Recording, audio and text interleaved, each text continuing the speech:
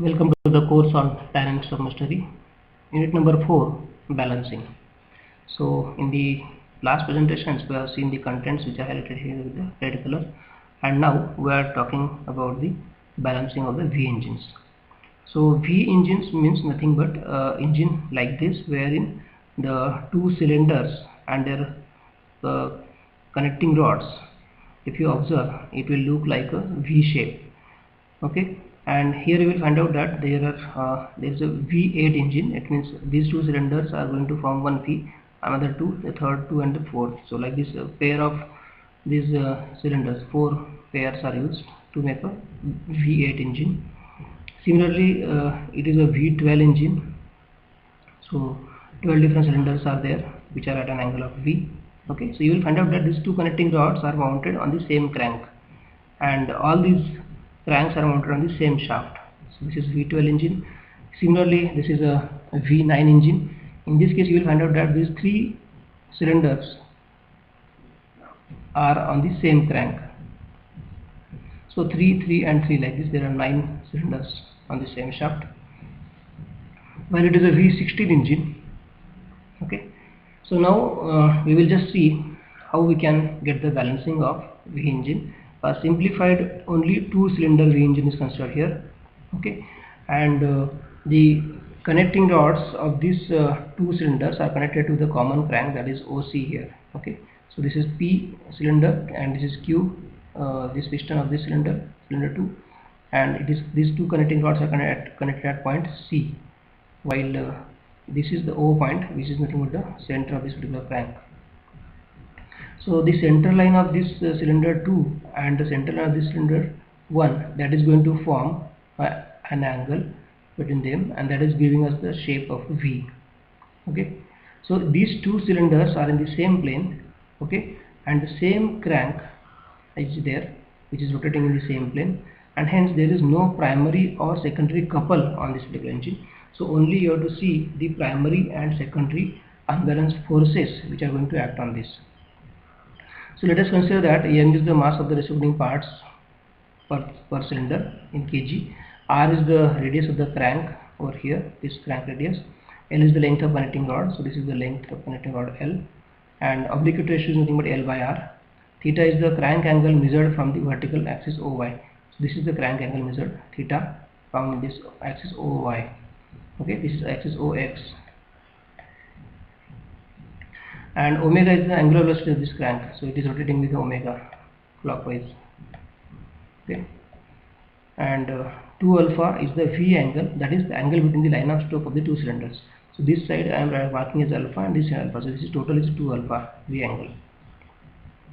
Now we will try to find out the primary and secondary unbalanced force for this particular engine. So first of all, we already know that the primary unbalanced force in a single cylinder engine is given by Fp is equal to m omega square r cos theta. This equation is already known to us, and also the secondary force acting on a particular cylinder is given by Fs is equal to m omega square r cos of 2 theta by n. These 2 equations are known to us. Now these 2 equations we will try to apply to this particular V engine. So let us find out the primary forces in the individual cylinders. So first we will find out for the cylinder number 1. Okay, so the primary unbalanced force acting along the line of stroke of cylinder 1 is F, marked as a Fp1. Okay, and its magnitude is m omega square r cos of, so now theta I want, so theta will be nothing but, from this angular position if I see this is the angle theta. Okay, and from here to here it is alpha, so I need this angle now with the line of stroke. So this alpha minus theta will be the angular position of this. So Fp1 is equal to cos of alpha minus theta. And now for the cylinder 2, so I need this angle total. Okay, so it is alpha plus this theta. So Fp2 will be equal to m omega square r cos of alpha plus theta. So in this way I have just got the 2 forces, primary forces in the cylinder number 1 and cylinder number 2. Now I will try to find out that whatever the cylinder number 1 is having the particular value of the force, suppose it is like this Fp1, okay, and Fp2 is along this line of stroke here. So now I will try to resolve this force in the vertical direction, this force as well as this force in the vertical direction OY. Okay, so Fp vertical total will be nothing but this is Fp1, so its component I have to find out in the vertical direction. So Fp1 Okay, so its component in the vertical direction will be Fp1 cos of alpha. So this angle is alpha. Okay, so this is a cos component of it. So Fp1 cos of alpha, and here it is Fp2. So this angle I need, that is also alpha. So Fp2 cos of alpha. The sum of these two will be nothing but the total force in the vertical direction. So now Fp1, its magnitude I will write, which I have got in the previous slide, that is equal to m omega square r cos of alpha minus theta. That is Fp1. Similarly, I am putting the value of Fp2, which is equal to m omega square r cos of alpha plus theta. Okay. Now in this case, I will find out that this cos of alpha is a common term, so I will separate it here. So I will write m omega square r into cos of alpha separately, and in bracket I will write cos of alpha minus theta and cos of alpha plus theta. Now this is actually the expansion of 2 cos alpha cos theta. So this term I am going to write it as a 2 cos alpha cos theta. So this term is nothing but the vertical force. So now these two constant I will take on the left hand side. So I will write 2 m omega square r, and this cos it's square. So it is cos square alpha into cos of theta. So this is the total vertical force acting over this engine. That is the primary vertical force.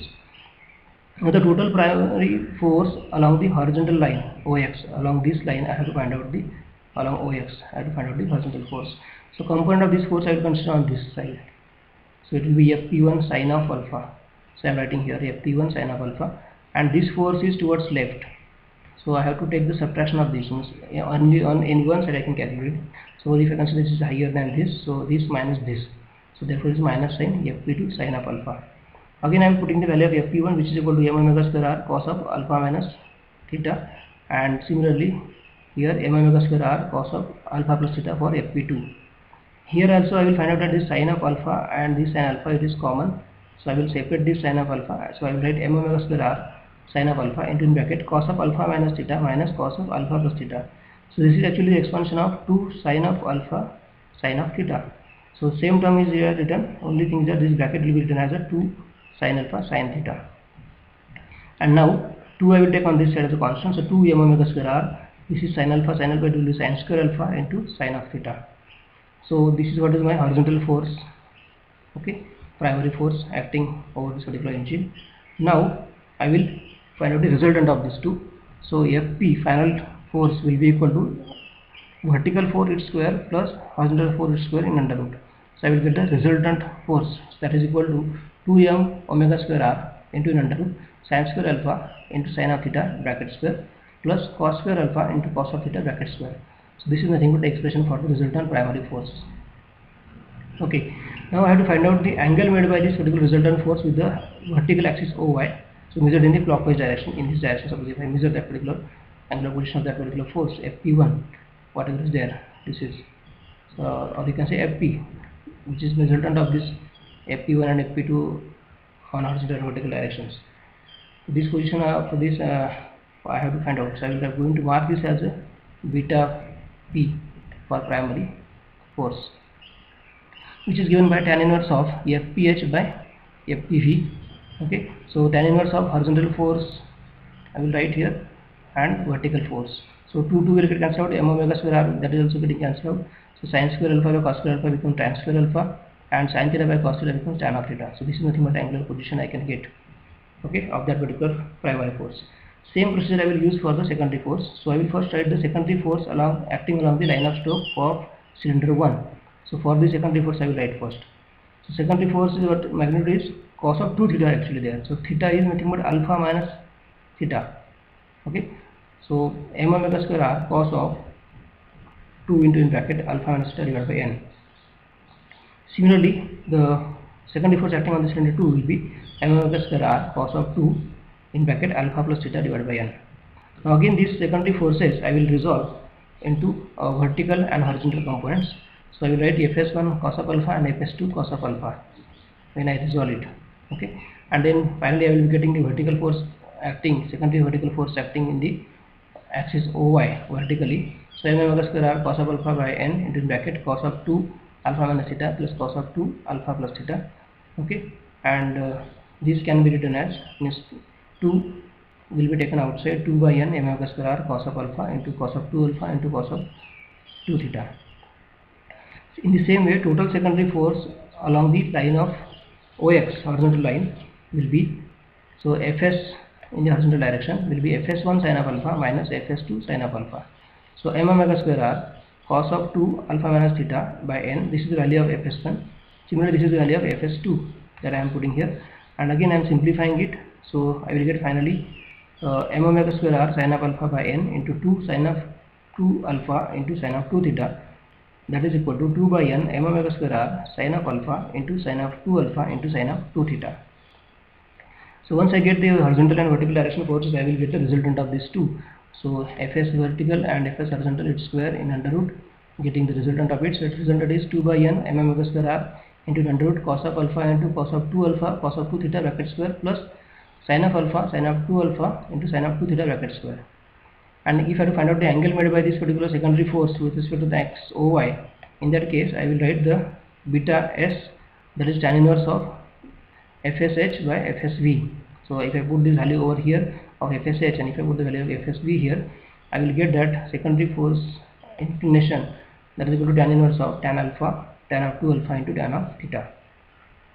So if I put the value of this angle, now if I consider, suppose there is a 90-degree angle between these two cylinders, so 90-degree V engine if it is there, and if I put the value of that 90-degree into the equation of this particular primary force which I am getting over here, so definitely this sine of theta, sine 90 will be put over there.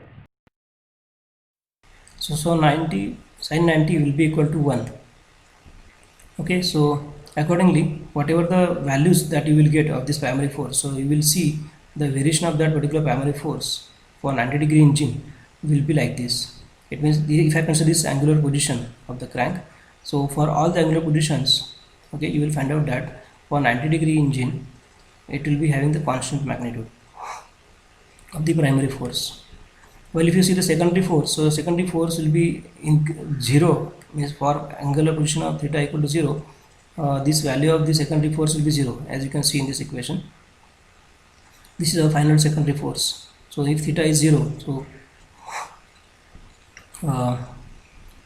and this alpha is nothing but the 45, so cos of 2 alpha becomes 90-degree.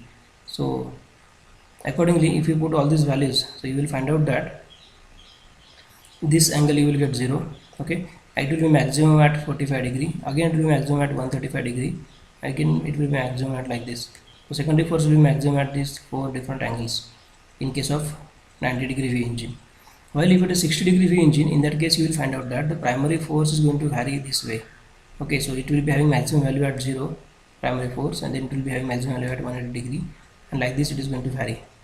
While for the 60-degree V engine, your secondary force magnitude will be constant irrespective of the angular position of the crank. So if you have to get the maximum values of these particular forces, primary force maximum in case of 60-degree V engine will be equal to 3 by 2 mr omega square, and it is at 0-degree and 180-degree.